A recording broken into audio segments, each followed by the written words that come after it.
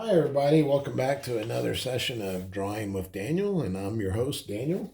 And today we're going to be continuing our series of me teaching you how to draw some famous American symbols or icons. And I've already done a video on drawing the Statue of Liberty, and before that, we also did the American bald eagle. So today, the American symbol that we're going to do, which many of you are probably pretty familiar with, is good old George Washington. So today we're going to be drawing him. Here's a couple pictures I printed off the internet of George Washington.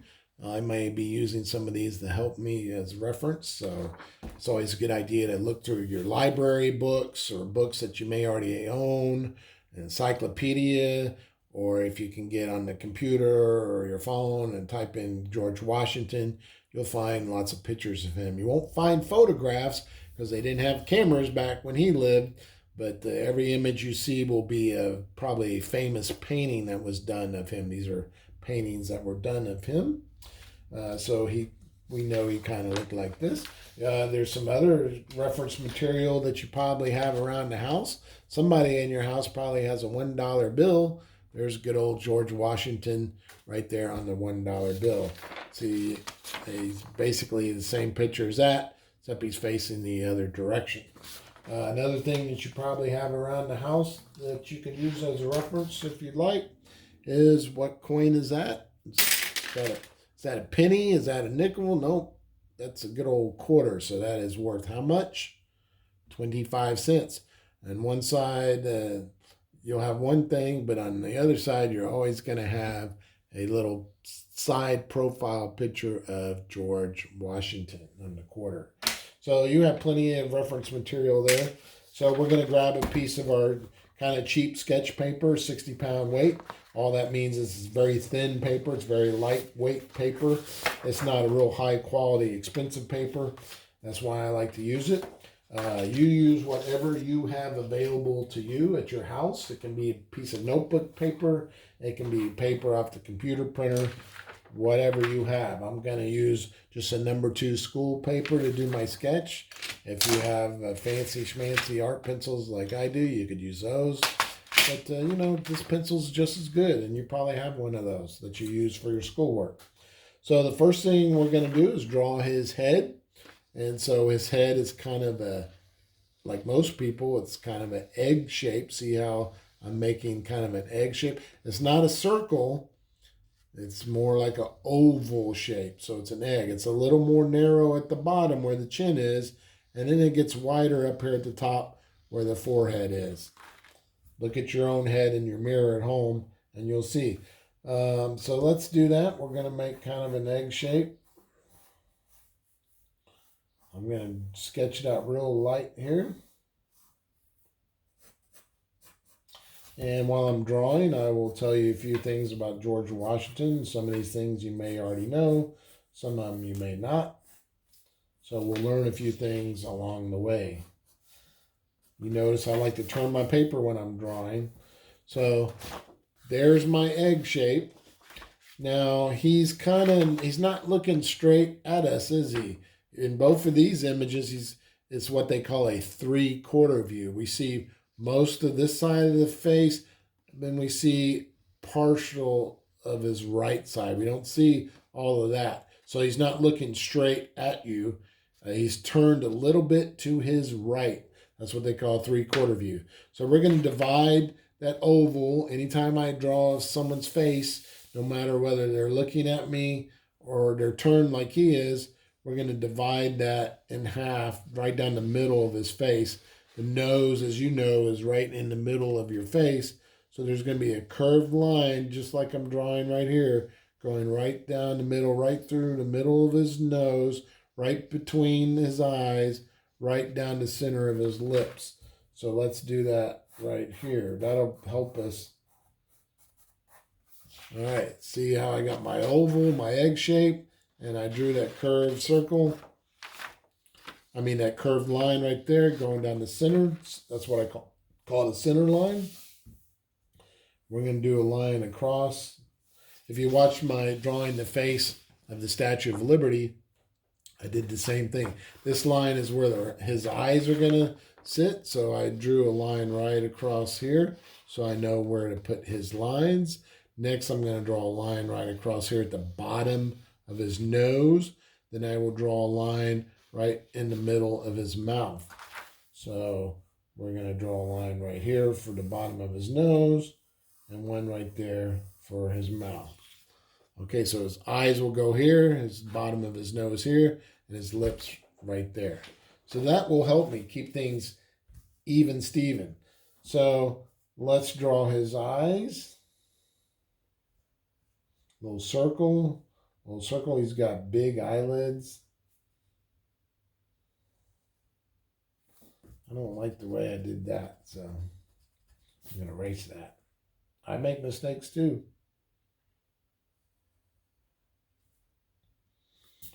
All right. A circle for an eye, circle. He's got these big, look at his eyelids. See how he has these big eyelids?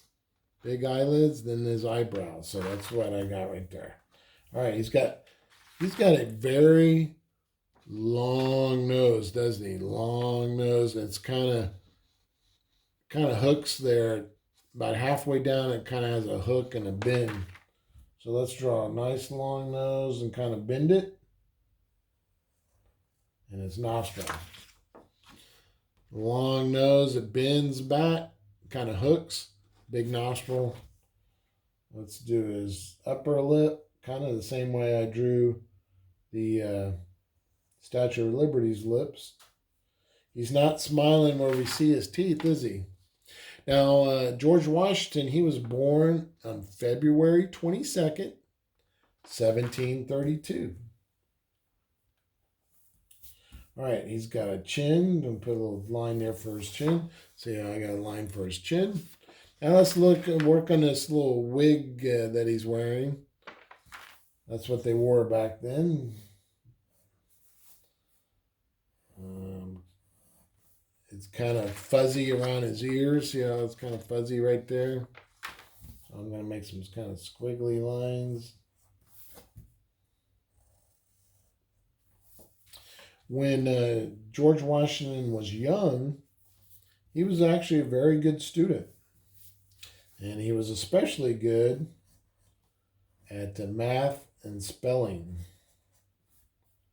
Are you good at those subjects? When he was 16 years old, which is pretty young, he left his house to find a job. You know, people went to work at a lot younger age back when he was alive. And he got a job as a surveyor. And it was his job to measure land and make maps. That's what a surveyor does. Okay, what I'm doing here is those high collars. Look at this high collar on his unit. This is his military uniform he's wearing. This is his civilian clothes, like when he's working as a politician, a statesman. I decided, since this is more interesting looking, I'm going to draw him in his uniform. So he's got these high collars on his uniform. So that's kind of what I drew right there. They wore these shirts that go all the way up, kind of almost like a turtleneck with these little blousy looking chest part of it. So we'll put some lines there. We'll make it kind of blousy looking. Blousy, kind of fancy looking. Let's fix his egg head here. Make it kind of curve it in almost like a bean shape. Like that. There we go. All right. Matter of fact, let's go in with our marker. I'm going to use a permanent marker, Sharpie marker. You use whatever marker you have at home. Hopefully it's a washable marker. These are not. So if you get it on your clothes or furniture, it may not come off. So you have to be really careful with Sharpie markers. That's why I put something underneath my paper. So if it bleeds through the paper, it's not going to damage what's underneath there. Mom and Dad would not be happy. Okay, so a surveyor is someone who measures the land and makes maps. As I said, he got that job when he was 16, and then that those maps that the surveyor makes, it helps people to know how big their property is. So if you just bought some land back then, you would pay a surveyor to go and survey it and make a map for you, so you know how big your land is.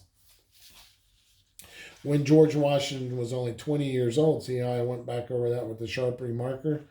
When he was only 20, that's pretty young, there's his ear, he joined the Virginia Army. And it is said that he was very brave, and he was put in charge of a militia. And he was part of that militia during the French and Indian War. So he was actually fighting on the side of the British. This was before the American Revolution. All right, see how I went over those lines with my marker? I'm going to erase that.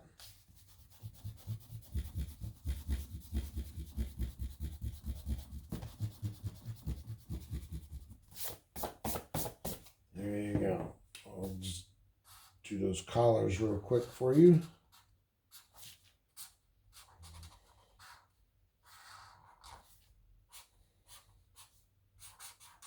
This isn't a realistic drawing. It's kind of a cartoon of him. That's okay. I don't think he'll be offended.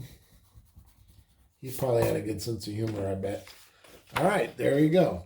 We started with an egg shape. We divided it down the middle and put our eyes, our nose, our mouth. And then we kind of made it, it's almost like a bean shape now. Kind of curved that in. And put this curly, fuzzy hair around him. That's his ear back behind his sideburns area. See how that kind of looks like that? It's not exactly like it. It's similar, but it's a kind of a cartoon version.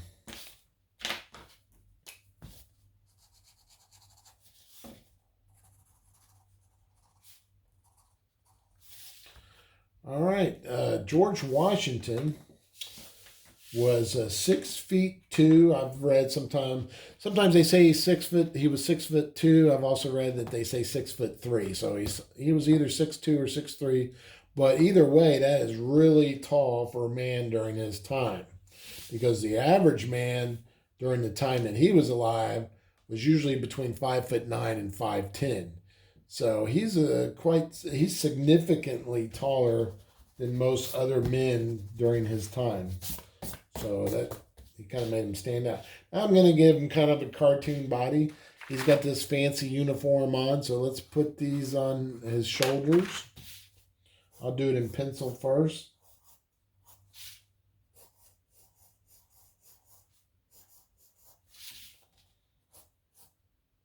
He's got his fancy uniform on. I'm going to turn my paper. That'll help me. I do that a lot if you watch my videos. All right. It almost looks like a scrub brush. There's the handle and there's the brush part that you might use to scrub the bathtub or something. See how there's the handle and there's the little brush part. So when you're drawing things, you look at it, try to simplify it. Maybe think of something that it looks like. I'm going to draw a big box here. That kind of it's wide here at the top where his shoulders are. Then it tapers down and gets more narrow where I'm going to draw his waist. I'm going to draw 2 rectangles for his arms. See how that's a rectangle shape? Rectangle shape. I'm breaking it down to simple shapes. I can't see all that in my photograph, but I'm just drawing kind of a cartoon right now. Let's draw a line across there and a line across there. That's kind of the cuffs of his sleeves. I'm going to draw a circle here and a circle there. That's going to be his hands right there. He's going to have lots of buttons. I can see that his uniform Has lots of buttons on it. You can't see them too well because it's real dark, but it does. So let's draw those buttons. This is his fancy uniform. He's got buttons on his sleeves. I know because I've seen pictures of it. Let's draw a triangle here and a triangle there. Triangle here, triangle there. There's lots of buttons. Circles for the hands. Another rectangle. Another rectangle. All right, see how this is kind of like a rectangle shape, kind of like a traffic cone. If you drive around, there's road construction. That's what a traffic cone kind of looks like. It's wider at the base, gets more narrow. It's just upside down now. Now he needs some feet. It's kind of like a triangle, almost like triangle shape. There we go. So let me go back in with my marker.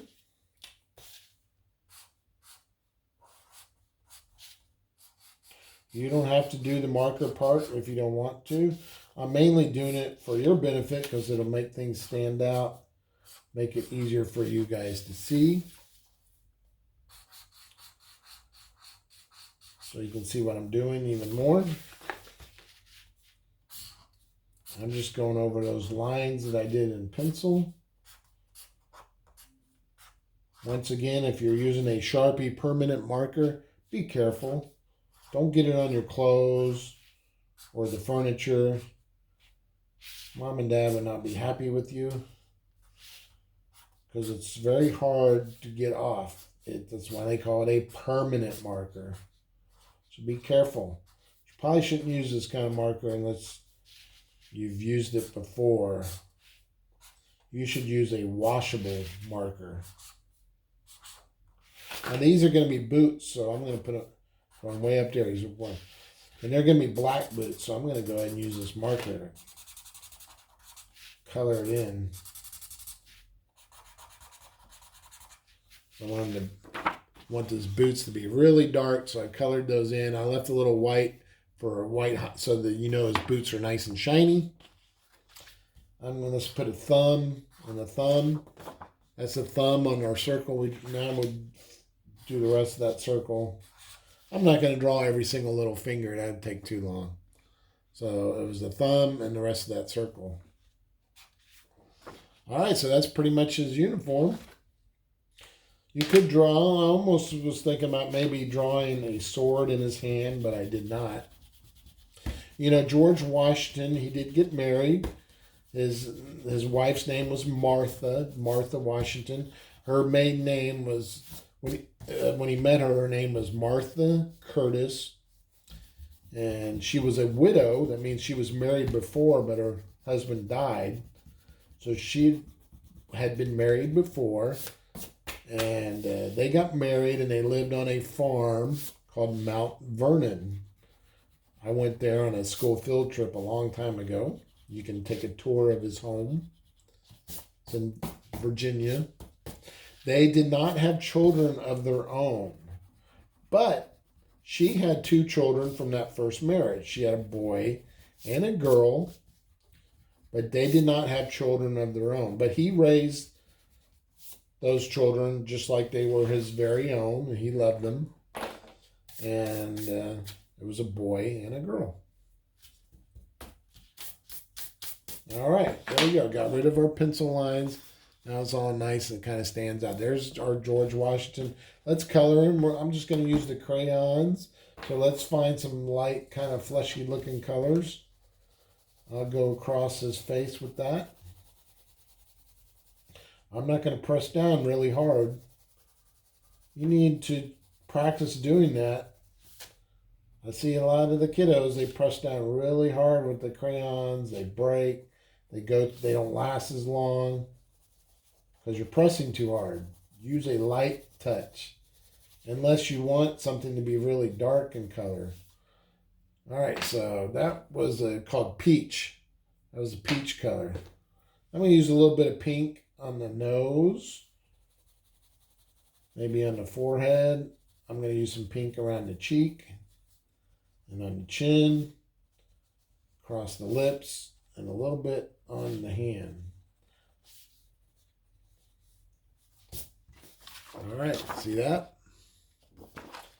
I'm going to go and use a darker, this is called apricot. It looks a little darker than the peach. I'm going to do it over here on the side where his face is kind of in the shadow. See where his flesh color is darker here in the shadows? So that's kind of what I'm doing with this. It just makes your picture look more three-dimensional, makes your picture kind of come to life, doesn't look so flat. You don't have to do that, but I like to do it. I'm going to go back and add a little more of that peach.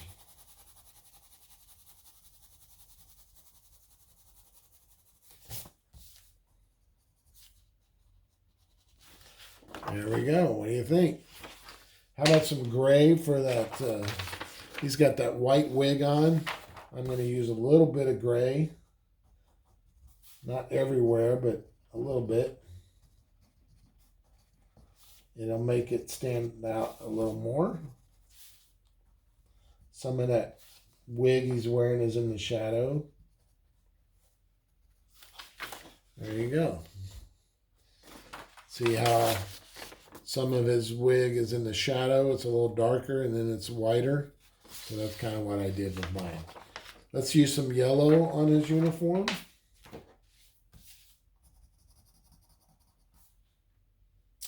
When the American Revolution was over, well, first of all, when we were at war with Britain during the American Revolution, he was made the commander-in-chief of the Continental Army. So he was the head boss of our military when we were at war with England during the American Revolution. When that war was over, our brand new country needed a leader, and he became our first leader. He became our first president, and that was in April of 1789, April 30th of 1789 to be exact. He became the first president of our brand new nation at that time, and that's why George Washington is known as, or referred to as, the father of our country, because he was the first president. And he served for 2 terms. He could have served longer if he wanted to, but he didn't. I think that's pretty cool that he could have, but he didn't. All right, see how we did all that gold to make his uniform look fancy? Now his uniform is a dark navy blue. It kind of looks black in that photograph, but it's actually a really, really dark navy blue. I don't like that blue. I'm going to grab this one. Actually, I don't like that one either. Let's find a blue that I like. Yeah, I like this one. What's this one called? This one's called indigo blue. Those other blues weren't dark enough, in my opinion. But you know, you do whatever color you want. But we know his uniform was blue and gold, so I'm doing blue and gold.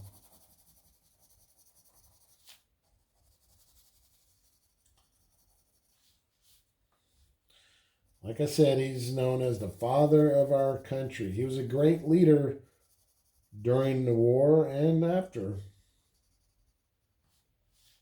And he helped to make our country what it is today. So that's why we study him, because he was very important in making our country what it is today. That's why he is an American symbol, father of our country, is what they say he is.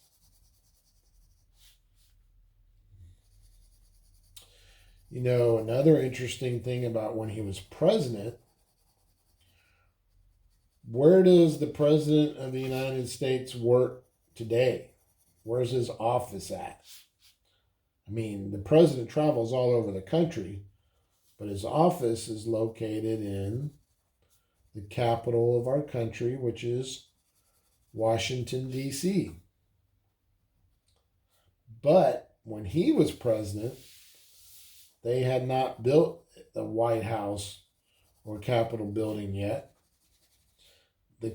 So when he was president, his offices was first in New York City, and then later during his presidency, it was in Philadelphia, Pennsylvania.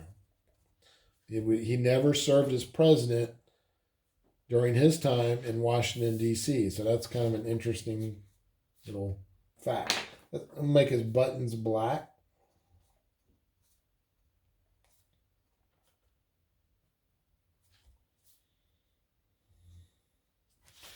All right, what do you guys think?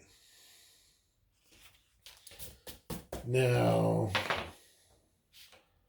I'm going to put a little shadow down here where he's standing. You don't have to do that.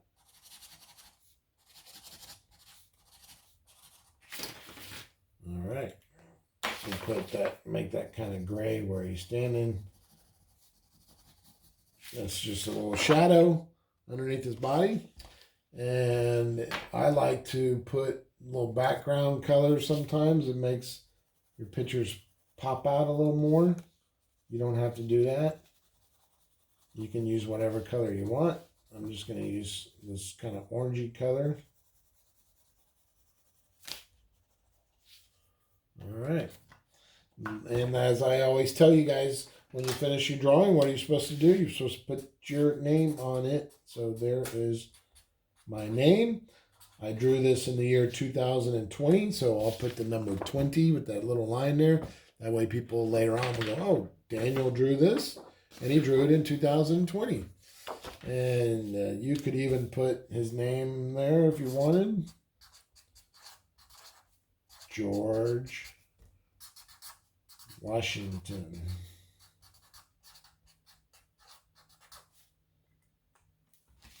There you go. What do you think? I was going to maybe draw him holding a sword, but I decided not to. So you draw your George Washington whatever you want. Remember, we started with simple shapes, oval, egg shape, divided it down the middle. Eventually, we turned that oval more into a bean shape. Kind of looks like him, doesn't it? It's not exactly like him, but it's like a cartoon of him.